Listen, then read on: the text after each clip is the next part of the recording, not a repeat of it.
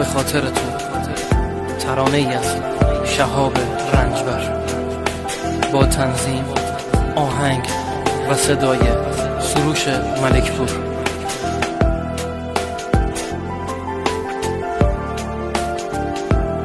نمیدونستم میخوای بری منو تنها بذاری، نمیدونستم میخوای بگی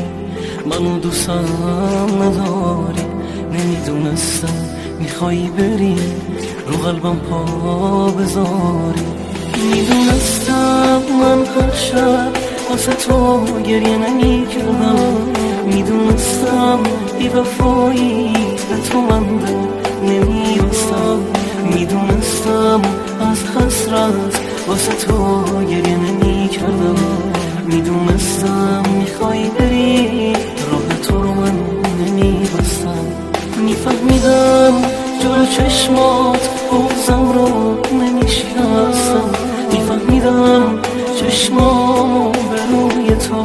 میبستم، میفهمیدم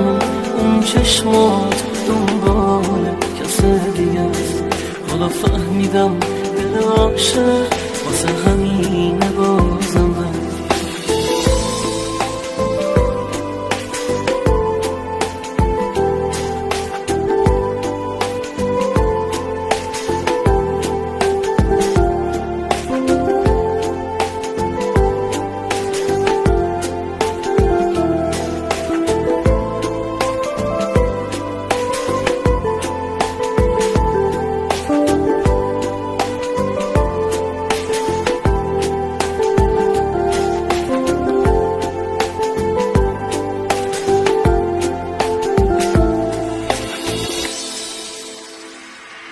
نمیدونستم میخوای بری منو تنها بذاری،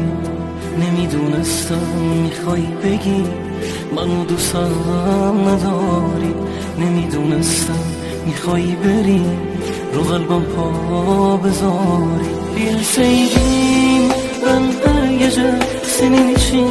ağlamaz, bilseydim vefasızsan sana hiç bulamaz, bilseydim hasrette her gece ağlamazdım, bilseydim gideceksen senin yolunu bulamazdım, bilseydim ben her gece senin için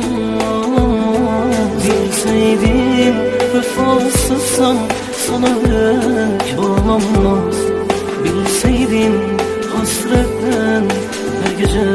ağlamazdım. Şimdi anladım benim kalbim o zaman için kaybettiğini,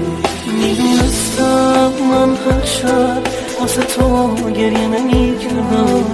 میدونستم بی وفایی به تو من نمیرسم، میدونستم از حسرت واسه تو گریه نمیکردم، میدونستم میخوای بری راه تو رو من نمیبستم،